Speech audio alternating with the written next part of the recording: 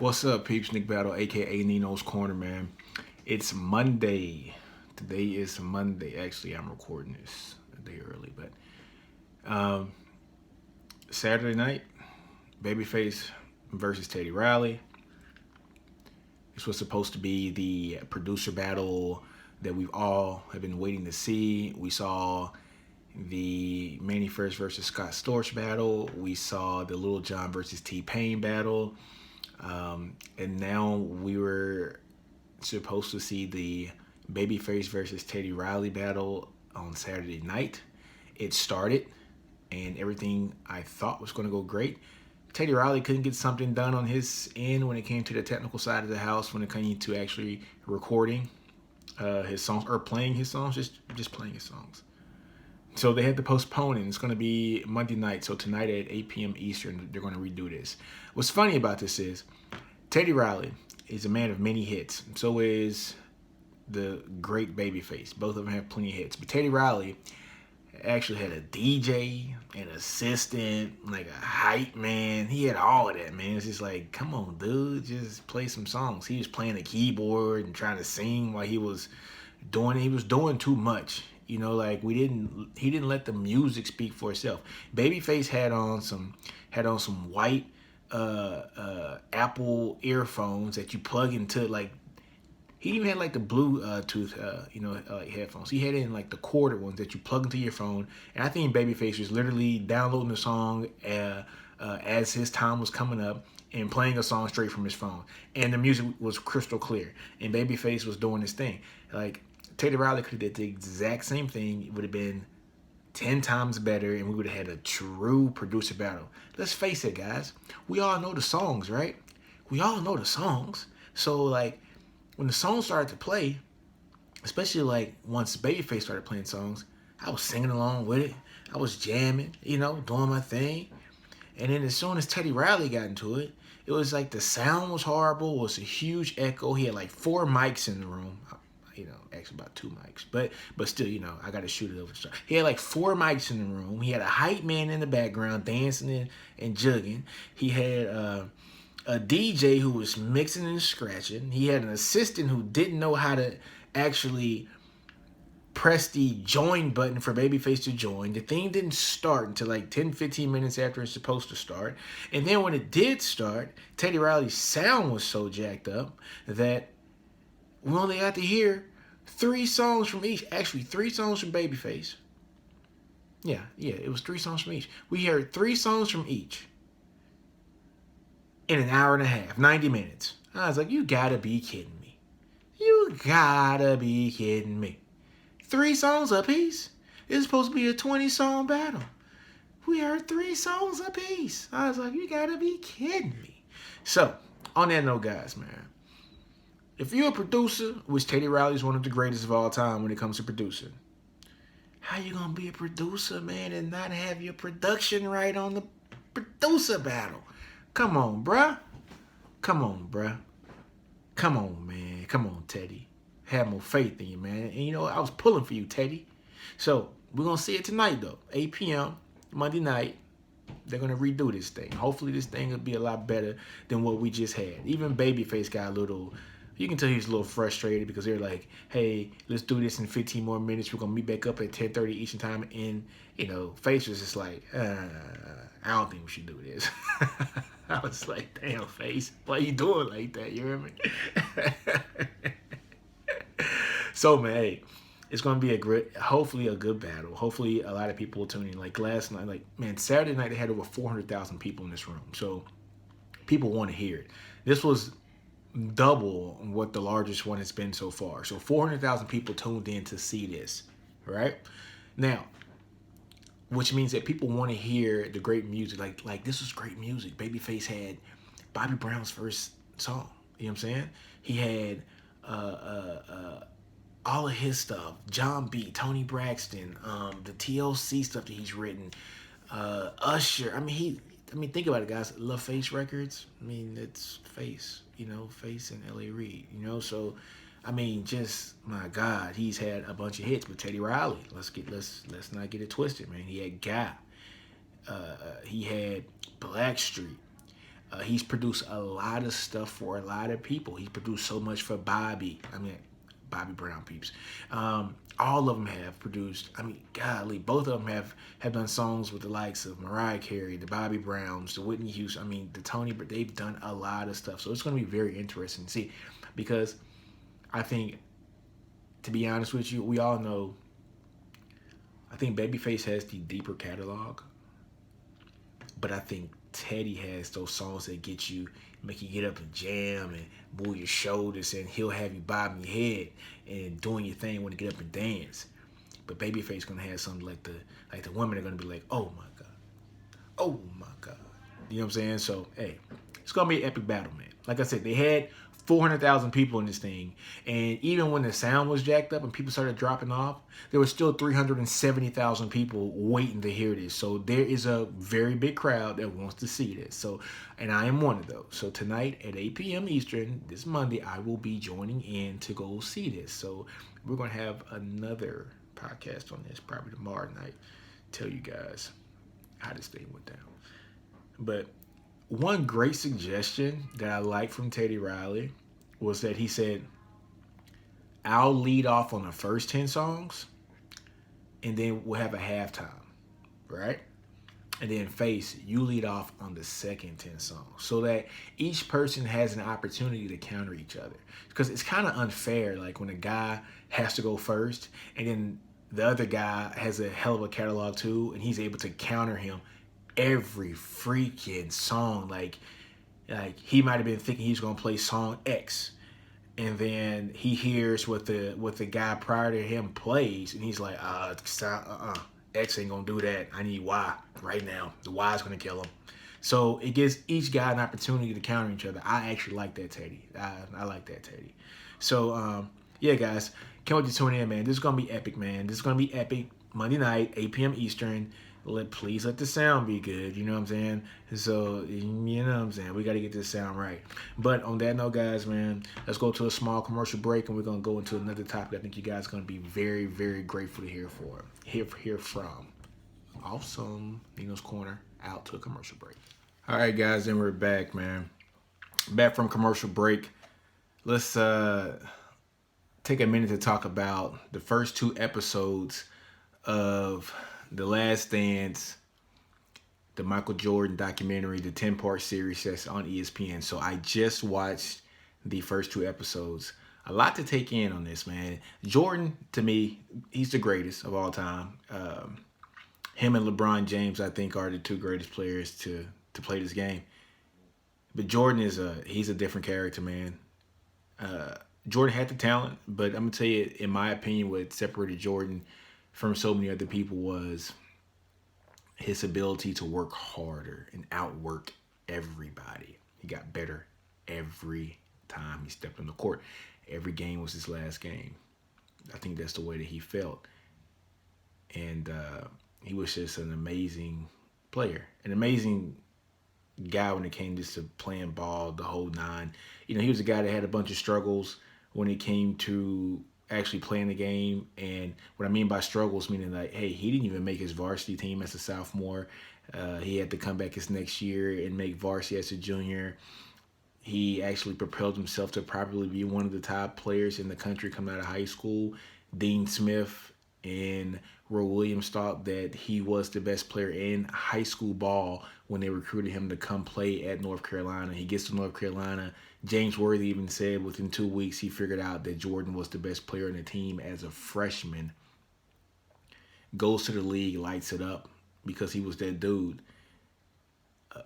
Hey, man, he was just an amazing guy. It's just kind of hard to explain the talent that he had around him.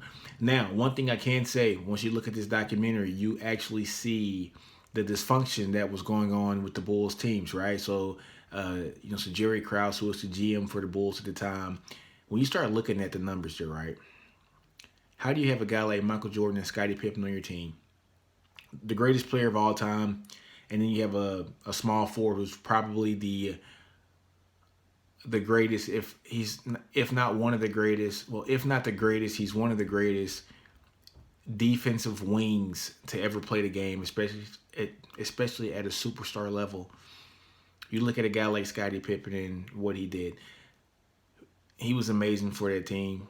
He was the guy who took all the defensive pressure off Jordan. If you go back and look at some of those games, right, guys, in the finals and games, Pippen always guarded the hardest cover when it came to the opposing team. He was the guy who guarded the most talented player for the majority of the game.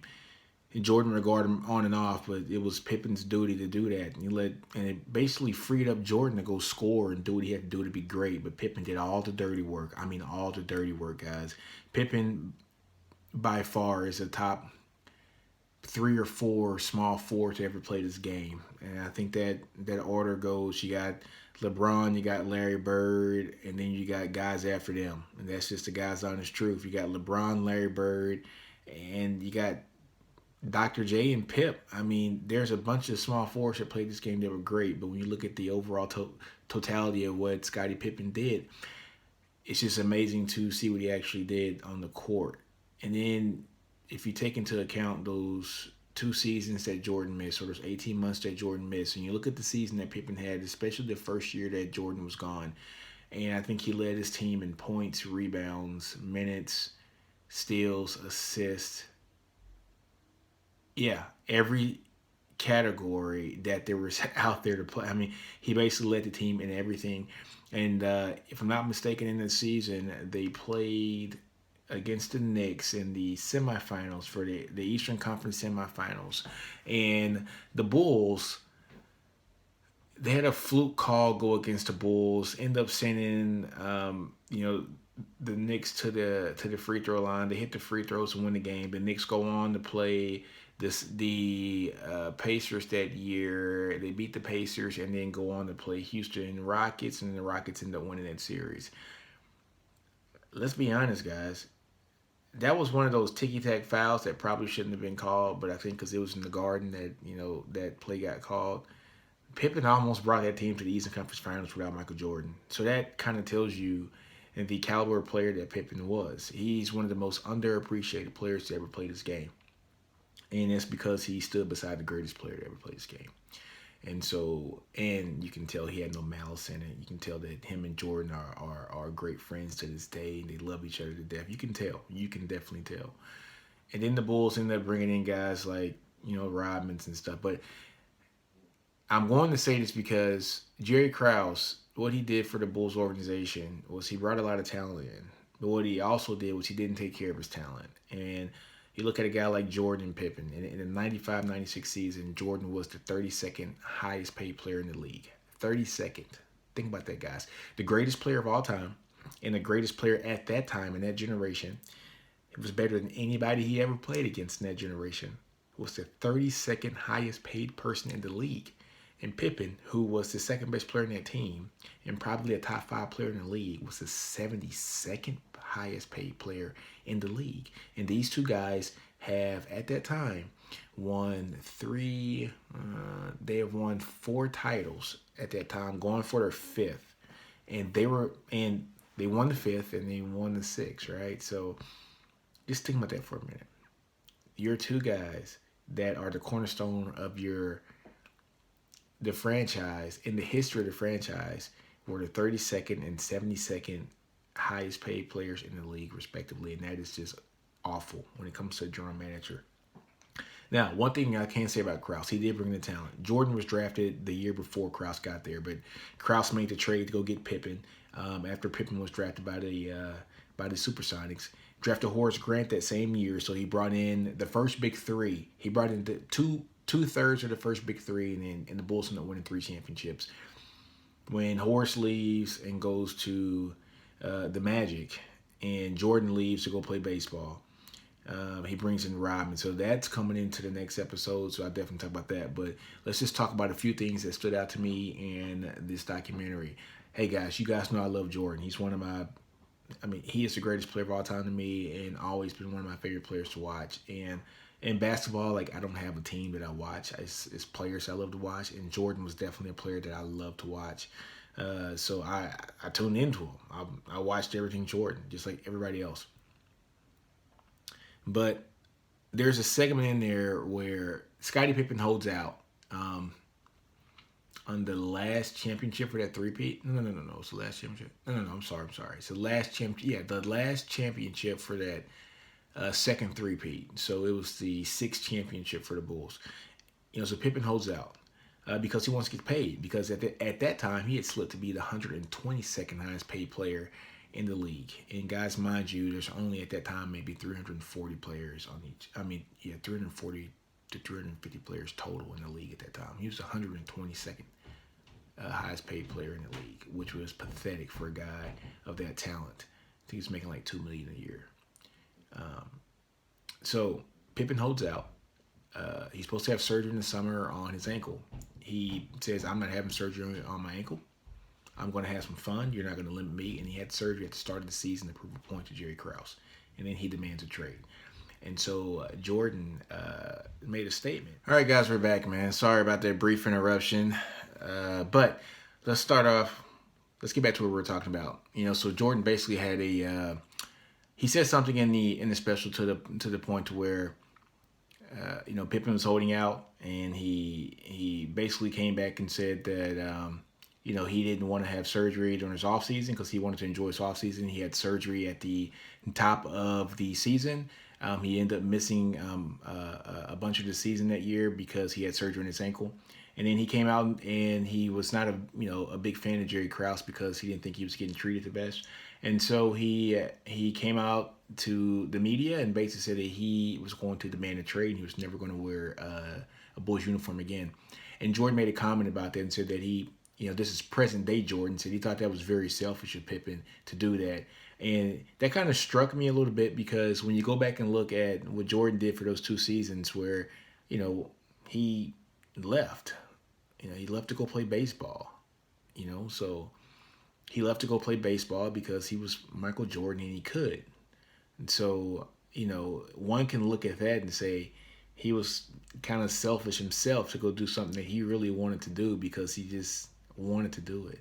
And he was taking care of himself. Jordan was taking care of Jordan. I think that's what Pippen was doing also. Pippen was taking care of Pippen. And sometimes people have to do drastic things to have things fall into their favor. And that was what Pippen thought that he needed to do. The Bulls ended up winning their 6th championship anyway that year, and they ended up blowing things up the next year to do a full rebuild. Now, I'm always going to side for the players, guys, because I think the players, it's not about the X's and O's, it's about the bros and the Joes, right? That's my saying. So when it came to a guy like Pippen and Jordan, I think that they deserve to get paid. Now, mind you, Jerry Krause is the general manager, and Jerry Krause, I see what Jerry Krause was trying to do. As a general manager, you want to keep your team competitive for as long as you can, even if it may cost you something that you really want immediately. So when Jordan and Pippen, when they end up leaving after that 6th championship, the city got 6 championships. Yes, they did, and any city would gladly take that. Jerry Krause wanted to keep this thing going. You can tell he did. That's why he entertained offers for trades for Pippen, because Pippen at that time, could be arguably said to be the second best player in the league at that time. We all know he was a top 5 player in the league at that time. But Jerry Krause, you can tell he wanted to trade Pippen to try to get more picks and make the team even more dangerous if he could. Let's say if you get Pippen and you trade him for some people who can make your team stronger.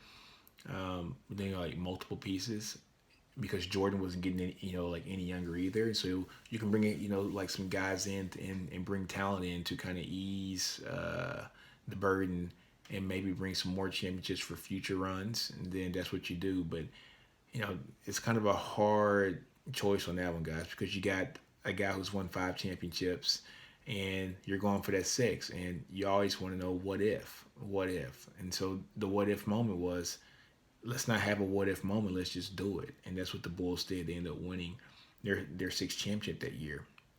So those are just the first 2 episodes, guys. It was a really good episode. Really, really good series so far. And so we got 4 more weeks of this, guys. This is amazing because since we don't have a basketball season right now and it's suspended indefinitely because of COVID-19, we get to have a 10-part docuseries of the greatest basketball player to ever put on some tennis shoes, man. So on that note, guys, Hey, I'll leave you guys with my normal saying, guys. Do you, man. Don't be afraid to fail. Outgrow your environment. Understand your brilliance, man. On that note, Nino's Corner, I'm out. Do you.